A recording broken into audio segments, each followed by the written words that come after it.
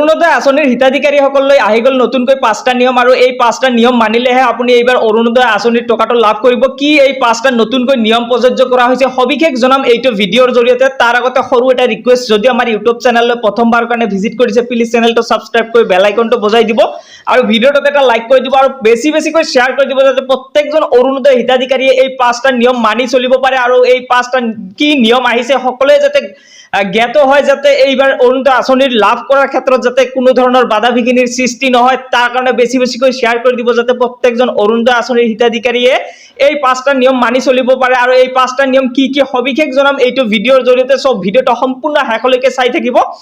আৰু এই চেনেলটো ছাবস্ক্ৰাইব কৰি ৰাখিব। যিকোনো অৰুণোদয় ৰিলেটেড ভিডিঅ' বা PM কিষাণৰ বা PMAYG বা SBM যিকোনো অনলাইন থ্ৰু দি বা অফলাইনৰ থ্ৰু দি যিকোনো এপ্লাই কৰিব লাগে, কেনেকৈ কি কৰিব লাগে সবিশেষ জনোৱা হয় এই চেনেলটো ছাবস্ক্ৰাইব কৰি বেল আইকনটো বজাই দিব। মই সকলোখিনি ডিটেইলছ আলোচনা কৰি আছো, কি কৰিব লাগিব বা কি নতুন 5টা নিয়ম আপুনি মানি চলিব লাগিব, তেতিয়াহে কিন্তু আপুনি এইবাৰ অৰুণোদয় আঁচনিৰ যিটো টকা 3000কৈ টকা আপুনি লাভ কৰি আছিল সেই টকাটো লাভ কৰিব। অন্যথা কিন্তু আপোনাৰ এনে অথলে যাব যদি আপোনাৰ অৰুণোদয় আঁচনিৰ হিতাধিকাৰীৰ লিষ্টত নাম থাকে, তথাপিও কিন্তু আপুনি এইবাৰ অৰুণোদয় আঁচনিটো লাভ নকৰিব। স্পষ্টভাৱে নতুনকৈ 5টা নিয়ম প্ৰযোজ্য কৰা হৈছে আৰু স্পষ্টভাৱে কোৱা হৈছে আজিৰ পৰা নতুন নিয়ম প্ৰযোজ্য। অৰুণোদয় আঁচনিৰ নতুন নিয়মসমূহ কি এইবাৰ 5টা নতুনকৈ নিয়ম প্ৰযোজ্য কৰা হৈছে আৰু এই কথাষাৰ কিন্তু মোৰ নহয়, অসমৰ মুখ্যমন্ত্ৰী তথা ডক্টৰ হিমন্ত বিশ্ব শৰ্মা ডাঙৰীয়াদেৱে ইতিমধ্যে উল্লেখ কৰি ছ'চিয়েল মিডিয়াৰ যোগেদি যে আজিৰে পৰা নতুনকৈ প্ৰযোজ্য হ'ব অৰুণোদয় আঁচনিৰ নতুন নিয়ম। 5টাকৈ নতুন নিয়ম আহি পৰিছে আৰু অৰুণোদয় আঁচনিৰ নতুন নিয়মসমূহ কি এই বিষয়ে মই এতিয়া আলোচনা কৰিম। এই 5টা নিয়ম মানিলেহে আপুনি লাভ কৰিব এইবাৰ অৰুণোদয় আঁচনিৰ টকাটো। প্ৰথমতে যিটো কোৱা হৈছে যে পৰিয়ালৰ সকলো সদস্যৰ আধাৰ কাৰ্ড সংযোগ বাধ্যতামূলক। যদি আপোনাৰ পৰিয়ালত যিকেইজন ব্যক্তি আছে, যিকেইজন সদস্য আছে, সকলোৰে কিন্তু আধাৰ কাৰ্ডখন আপোনাৰ সংযোগ কৰিব লাগিব, এইটো বাধ্যতামূলক কৰি দিছে। অন্যথা কিন্তু আপোনাৰ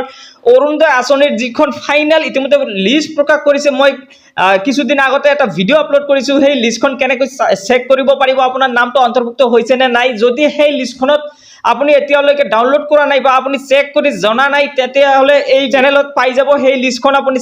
নিজেই চেক কৰি জানিব পাৰিব আপোনাৰ নামটো অন্তৰ্ভুক্ত হৈছে নে নাই। আৰু এই লিষ্টখনত নাম অন্তৰ্ভুক্ত থাকিলেই কিন্তু নহ'ব, আপোনাৰ সেই লিষ্টখনত নাম অন্তৰ্ভুক্ত থাকিব লাগিব, প্লাছ এইটো কাম আপুনি কৰি ল'ব লাগিব। পৰিয়ালৰ সকলো সদস্যৰ 1 নম্বৰত কোৱা হৈছে আধাৰ সংযোগ বাধ্যতামূলক কৰি দিছে। 2 নম্বৰত স্থায়ী বাসস্থানৰ প্ৰমাণ পত্ৰ থাকিব লাগিব। আপুনি য'ত বসবাস কৰি আছে, স্থায়ীভাৱে য'ত বসবাস কৰি আছে, গাঁৱত বা চহৰত যিকোনো ঠাইতে আপুনি স্থায়ীভাৱে বসবাস কৰি আছে যে তাৰ এখন প্ৰমাণ পত্ৰ থাকিব লাগিব, এইটো বাধ্যতামূলক কৰি দিছে। 3 নম্বৰত যিটো কোৱা হৈছে যে বেংক একাউণ্টত DBT সুবিধা সক্ৰিয় থাকিব লাগিব। আপোনাৰ যিখন বেংক একাউণ্ট আছে সেইটো DBT চিষ্টেমটো অন কৰি দিব লাগিব আৰু মই অলৰেডি এটা ভিডিঅ' বনাই ৰাখিছোঁ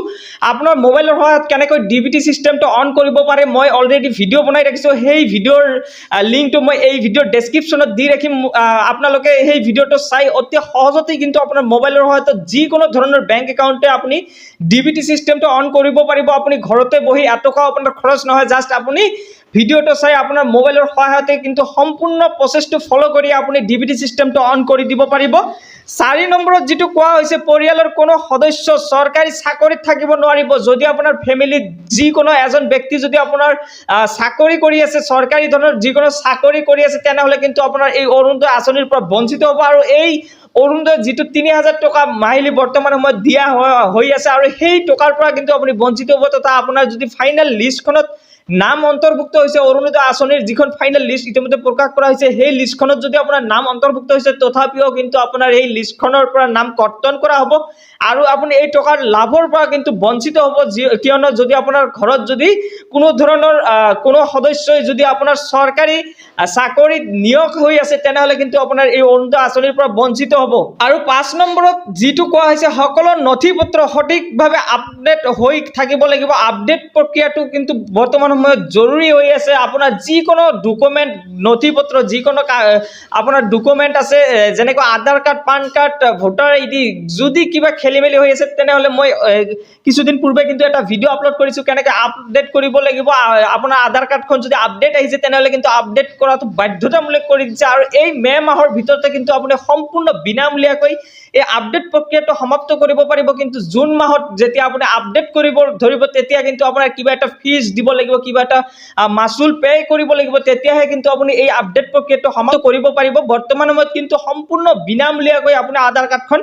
আপডেট কৰি ল'ব পাৰিব আৰু আপোনাৰ আধাৰ কাৰ্ডখনত আপডেট আহিছে নে নাই কেনেকৈ জানিব মই অলৰেডি এটা ভিডিঅ' বনাইছো সেই ভিডিঅ'ৰ লিংকটো মই এই ভিডিঅ'ৰ ডেছক্ৰিপশ্যনত দি ৰাখিম আপোনাৰ নিজে চেক কৰি জানিব পাৰিব আপোনাৰ আধাৰ কাৰ্ডখনত আপডেট আহিছে নে নাই এই পাঁচটা নতুন নিয়ম কিন্তু আপুনি মানিব লাগিব যদি আপুনি এজন অৰুণোদয় হিতাধিকাৰী হয় তেনেহলে কিন্তু এই নতুন পাঁচটা নিয়ম প্ৰযোজ্য কৰা হৈছে আৰু এই পাঁচটা নিয়ম কিন্তু প্ৰত্যেকজন অৰুণোদয় হিতাধিকাৰীয়ে মানি ল'ব লাগিব অন্যথা কিন্তু আপুনি এই অৰুণোদয় আঁচনি যেটো লাভ কৰি আছে সেই তাৰ পৰা কিন্তু আপুনি বঞ্চিত হ'ব আৰু এটা কথা স্পষ্টভাৱে কোৱা হৈছে যে 1250 টকা নহয় 3000 টকা পৰ্যন্ত লাভৰ সুবিধা পতে কিন্তু 1250 টকা লাভ কৰিছিল আৰু যোৱা মাহৰ পৰা কিন্তু 3000 টকা পৰ্যন্ত বৃদ্ধি কৰা হৈছে আৰু এই বাৰো কিন্তু আপুনি 3000 টকা লাভৰ সুবিধাটো ল'ব পাৰিব যদি আপুনি এই চৰ্তবিলাক মানি লয় যদি এই পাঁচটা নতুন যি নিয়ম প্ৰযোজ্য কৰা হৈছে এই নিয়মসমূহ যদি আপুনি মানি লয় এই গাইডলাইনসমূহ যদি আপুনি ভালকৈ চাই কিনে আপুনি নিজে মানি লয় তেনেহলে কিন্তু আপুনি 3000 টকা লাভ কৰিবলৈ যাই আছে অৰুণোদয় আঁচনিৰ অসম চৰকাৰ জনকল্যাণমূলক পদক্ষেপ আৰু এইটো জনকল্যাণমূলক পদক্ষেপ বুলি গণ্য কৰা হৈছে আৰু কোনে কোনে লাভ কৰিব এই সুবিধা যিসকলে এই পাঁচটা নতুন নিয়ম যি প্ৰযোজ্য কৰা হৈছে সেই নিয়মসমূহ যিসকলে মানি ল'ব তেওঁলোকে কিন্তু এই অৰুণোদয় আঁচনিটো লাভ কৰিব